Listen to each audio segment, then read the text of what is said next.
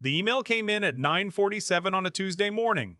I remember the time because I just poured my second coffee. The real stuff, not the pod garbage they kept in the break room, and I was about to sit down and finish the variance report my CFO had asked for by noon. The subject line said, Urgent, meeting request HR and finance leadership. I knew. The way you always know, even before you open it.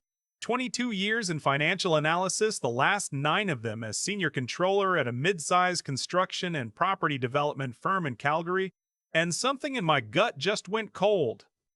I set the coffee down. I opened the email. I read it 3 times. They wanted me in the boardroom at 11. My wife looked up from her laptop when I got home that evening. She could tell immediately, she always could, even before I said a word. 26 years of marriage gives a woman that kind of radar. I sat down at the kitchen table, and I just held the termination letter on the counter for a moment, not even looking at it anymore. They let me go, I said. She didn't say anything right away. She came over and sat across from me, and she waited. I told her everything. The official reason in the letter was restructuring. That's the word they used, restructuring. Like I was a load-bearing wall they decided to remove for a renovation. 22 years, and I was restructuring. But here's what they didn't put in the letter. 3 weeks earlier, I had flagged a significant discrepancy in the land acquisition cost projections for a development project in the southeast of the city. Not a rounding error, not a misaligned formula. I'm talking about $2.3 million in projected costs that had been quietly shifted, moved from one budget line to another in a way that made the project look more profitable on paper than it actually was. The kind of shift that looks like accounting creativity until a regulator gets involved and starts calling it something else. I'd brought it to my CFO directly, privately. I'd sat in his office with the spreadsheets printed out and I'd walked him through it, row by row. He'd nodded. He'd thanked me. He'd told me he'd look into it. 3 weeks later, I was in a boardroom being handed a termination letter, a standard severance package, and a non-disclosure agreement I was expected to sign before I left the building. I didn't sign it. The HR director, a woman who had the look of someone who'd done this enough times to stop feeling uncomfortable about it, slid the NDA across the table with a pen already uncapped. She said the severance offer was contingent on signature. 12 weeks' pay. A clean reference. I picked up the pen. I set it back down. I folded the NDA and put it in my jacket pocket. I'll have my lawyer review this, I said. The room got very quiet. My daughter called me that evening. She lives in Vancouver now, works in tech, and somehow always knows when something is wrong at home. I think her mother texted her. Dad, she said, what happened? I told her the short version. She was quiet for a moment, and then she said something I've thought about many times since. So they fired you to shut you up. It looks that way. And you didn't sign anything? Not yet. Good, she said. Don't. She was 29 years old and she'd never worked a corporate job in her life, and she was right. I need to tell you something about who I was at that point because it matters. I am not, by nature, a confrontational person. I grew up in Lethbridge, the son of a pipefitter who worked himself into an early retirement and a mother who taught grade school for 34 years. I went to the University of Calgary on a partial scholarship, got my CPA designation, and spent the next 2 decades doing exactly what I was supposed to do, working hard, keeping my head down, building something steady. My wife and I bought our house in 2003. We put our daughters through university without debt. We had a plan for retirement that was, if not exciting, at least solid. I was not a fighter. I was an accountant. But there's something that happens to you when you realize you've been made into a scapegoat. It's not rage, exactly. It's something quieter than that. It's the slow, cold recognition that the rules you followed your entire career, be honest, flag problems, protect the organization, were never actually the rules. They were the story told to people like me so that people like my CFO could do what they wanted without interference. I drove home from the office that day with a box of personal items in my back seat and 22 years of institutional knowledge in my head, and I made a decision. I wasn't going to disappear.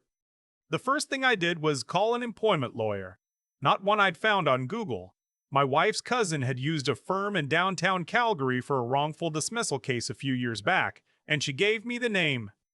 I sat in that office 2 days later with the NDA, the termination letter, my employment contract, and a USB drive containing every personal copy of every internal document I had ever legitimately saved to my own systems.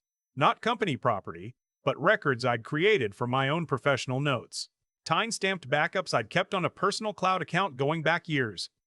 The lawyer, a quiet man in his mid-50s who had clearly seen worse, read through everything without rushing. When he was done, he leaned back in his chair. "You kept good records," he said. "I'm an accountant." He almost smiled.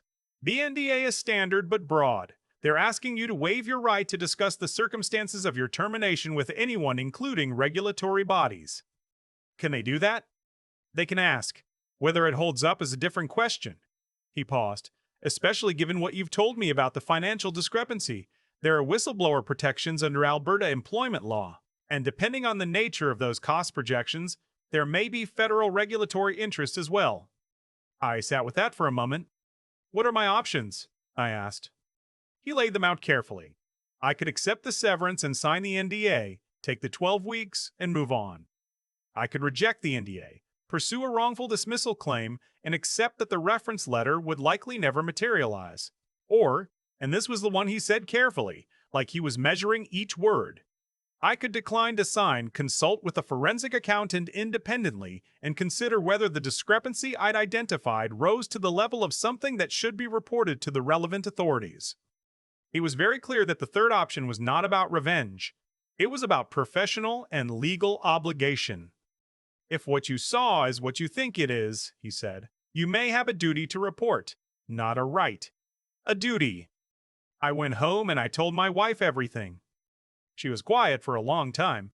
Then she asked about the severance, the 12 weeks, what that meant for our timeline, for the mortgage, for the trip we'd been planning to Portugal for our anniversary in the spring. I told her the truth. It would hurt. Not catastrophically. We had savings. We had my pension contributions. I was 53 years old and employable. But it would hurt. She looked at me for a long moment. "Did you do anything wrong?" she asked. "No." "Then do what you have to do." That's my wife. 26 years and she has never once asked me to be smaller than I am. I spent the next 6 weeks doing 3 things. First, I retained the employment lawyer formally and began the wrongful dismissal process.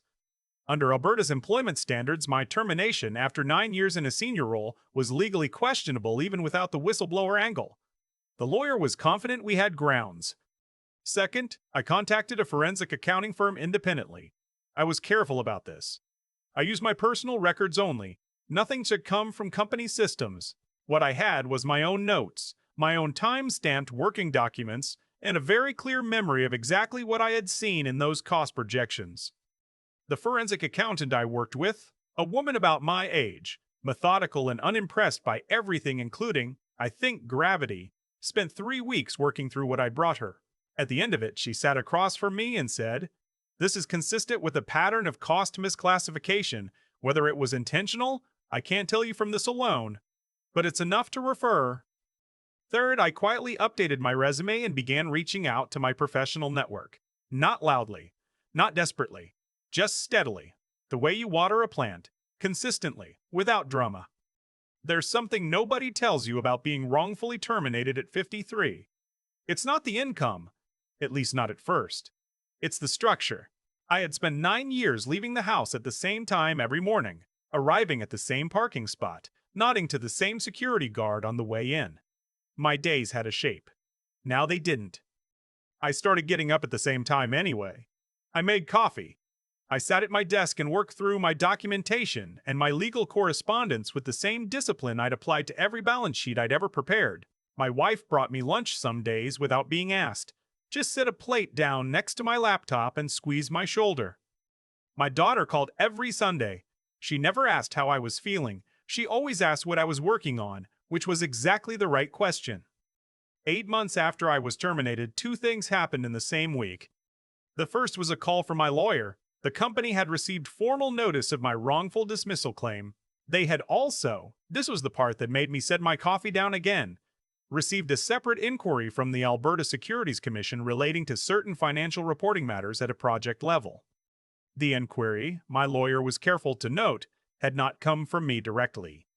It had come through the forensic accounting firm, acting in accordance with their own professional reporting obligations. I had provided them with information. What they did with it was their professional judgment. I want to be precise about this, because it matters to me that I am. I did not set out to destroy anyone. I set out to tell the truth to people who were professionally obligated to hear it. The second thing that happened that week was a phone call from a director of finance at a property management company based in Edmonton. We had a mutual contact, someone I'd worked with years earlier who'd moved north. He mentioned my name. They had a senior role open, a step up from what I'd had, and they were looking for someone with exactly my background. We spoke for 40 minutes. By the end of it, he'd asked me to come in the following week. The wrongful dismissal case settled 9 months after I filed. I am not able to share the specific terms that I did agree to keep confidential, which is different from agreeing to disappear. What I can tell you is that the settlement was significantly more than the original 12 weeks they'd offered me, and that no non-disclosure agreement was required regarding the circumstances of my termination. My CFO left the company 2 months after the securities inquiry began. The official announcement described it as a mutual decision. I read it on LinkedIn on a Saturday morning over coffee, and I felt nothing dramatic, not triumph, not satisfaction, exactly. Something more like the feeling you get when a long equation finally balances. A kind of quiet, impersonal relief. I started the Edmonton job on a Monday in February. It was -27 that morning, and the parking lot was a sheet of black ice, and I nearly went down twice walking from my car to the front door. And I didn't care at all. My new office had a window that looked north over the river valley. I sat down, opened my laptop, and started reading through the files my predecessor had left behind. By noon, I had found 2 minor discrepancies in the Q3 reconciliation. I documented them. I brought them to my director at our 2 o'clock check-in. He looked at the notes I prepared, nodded slowly, and said, "Good catch, let's fix those before month end." Just like that. That simple. I walked back to my office and sat down and looked out the window at the frozen river for a moment, and I thought about 22 years of doing exactly this.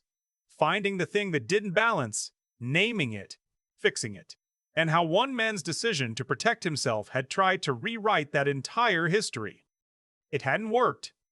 My wife and I went to Portugal in the spring, 8 months later than planned. We sat at a cafe in Lisbon on a warm evening in April, and she had wine and I had a beer, and we watched the light change on the water, and she said, "Was it worth it?"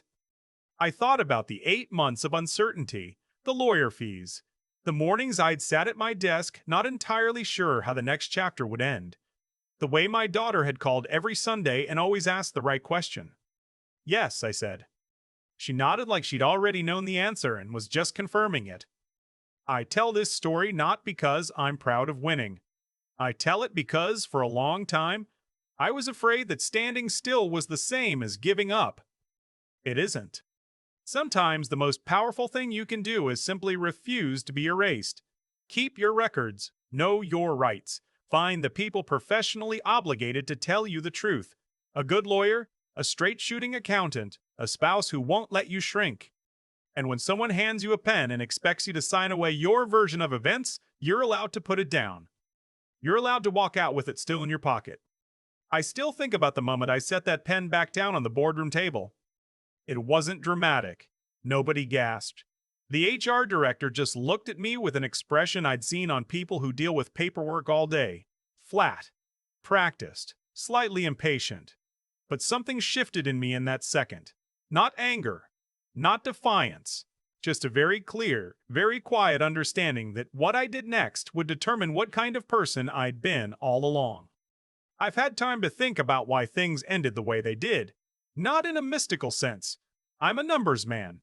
I believe in causes and consequences more than I believe in anything else. And what I've come to is this. The outcome wasn't luck. It was the accumulated weight of choices made long before that Tuesday morning. Every report I'd filed honestly. Every discrepancy I'd flagged instead of buried.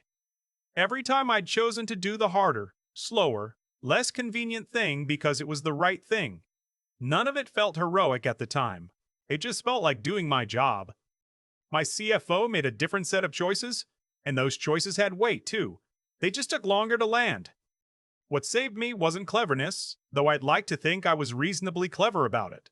What saved me was that I had kept honest records my entire career. Not strategically. Not because I anticipated needing them one day, just because that's what integrity looks like in practice. It's not a speech you give. It's a habit you build so slowly you stop noticing it. When the moment came that I needed those time-stamped files, they existed because I had always believed the truth deserved to be preserved, even when no one was asking for it.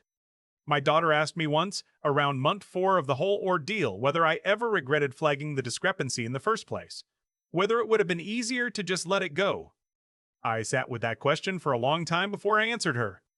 The honest answer is, yes, it would have been easier, in the short term. But I've watched what happens to people who spend 20 years making the easier choice. There's a kind of erosion that sets in. You start to lose the thread of who you actually are. Underneath all the accommodation, I wasn't willing to trade that. What I want people to take from this, if they take anything, is that the 3 things that got me through were not dramatic. They weren't clever schemes or bold confrontations.